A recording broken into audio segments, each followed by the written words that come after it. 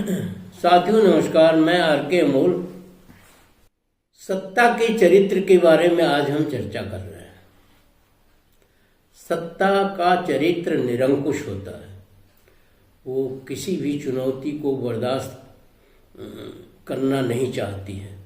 वही सत्ता देर तक चलती है जो लोगों के प्रति जवाबदेह होती है, जिसके पास ये शक्ति होती है कि लोगों का उत्तर दे पाए या लोगों के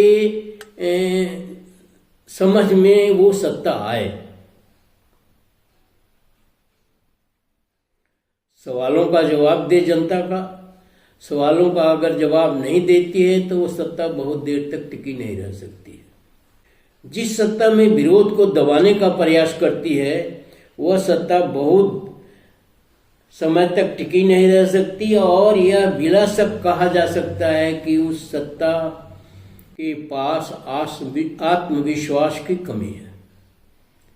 जो सत्ता आत्मविश्वास की कमी है वह सत्ता हमेशा लड़खड़ाती रहेगी और वह लोकप्रिय या जनप्रिय या समाजप्रिय कभी भी नहीं हो सकती है और नहीं वो सत्ता हितकारी होती है, समाज के लिए भी, एक आम आदमी के लिए भी।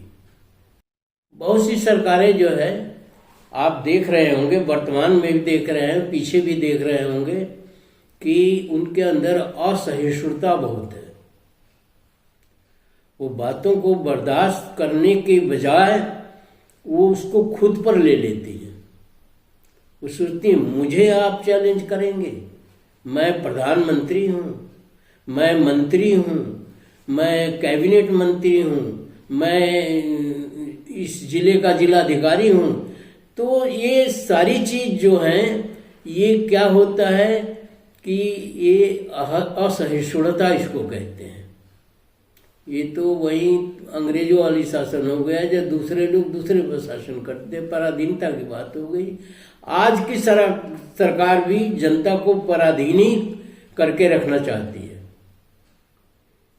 ऐसी सरकारें बहुत दिन तक नहीं चल पाती हैं और इसके उदाहरण अनेक हैं। वर्तमान सत्ता भी है। इंदिरा गांधी ने भी जो है वो इसी तरह की रही हैं जिसके कारण आपातकाल लगाना पड़ा उनको और उनके साथ जो हुआ वो आप जानते हैं। तो सहिष्णुता बहुत जरूरी है और सहिष्णुता का त्याग करें और जनता का हित जो है सर्वोपरि रखें। लिखा तो रहता है किताबों में, लिखा रहता है दीवारों पर, लिखा रहता है रिकॉर्ड्स में, लेकिन व्यवहारिक रूप से नहीं होता ऐसा। यह बहुत दुर्भाग्यपूर्ण है और इस दुर्भाग्य को खत्म नहीं करने का वही है 755। अगर आपने अपनी ही जनता के साथ, अपने ही देशवासियों के साथ असहिष्णुता किया या उनकी बातों को आपने ध्यान से नहीं सुना, उनकी कठिनाइयों को नहीं सुना, जो कुछ भी हो रहा है और शायद पीछे भी हुआ है और शायद आगे भी हो, वो सही नहीं है। वो पराधीनता की कड़ी बन जाएगा। ऐसी स्थिति में सरकारों को सहिष्णु होना चाहिए, लोगों की बात सुननी चाहिए, उसका समाधान होना चाहिए। किसी भी बात का कोई समाधान नहीं हो रहा है और आजकल तो अति हो गई है।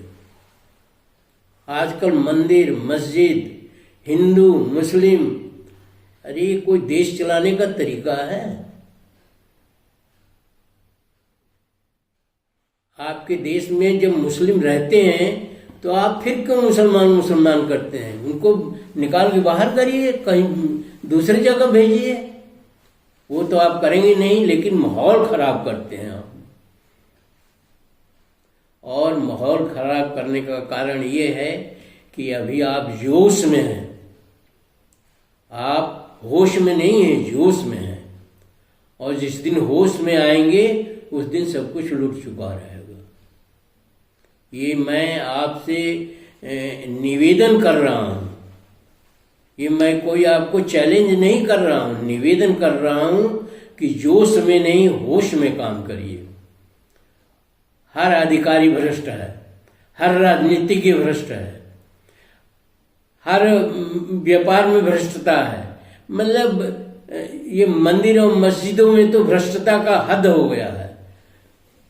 तो इसका क्या मतलब है? आप लोगों को ठग रहे हैं, आप लोगों को धोखा दे रहे हैं, आप लोगों को बेईमान बना रहे हैं, आप लोगों को के अंदर गंदगी फैला रहे हैं।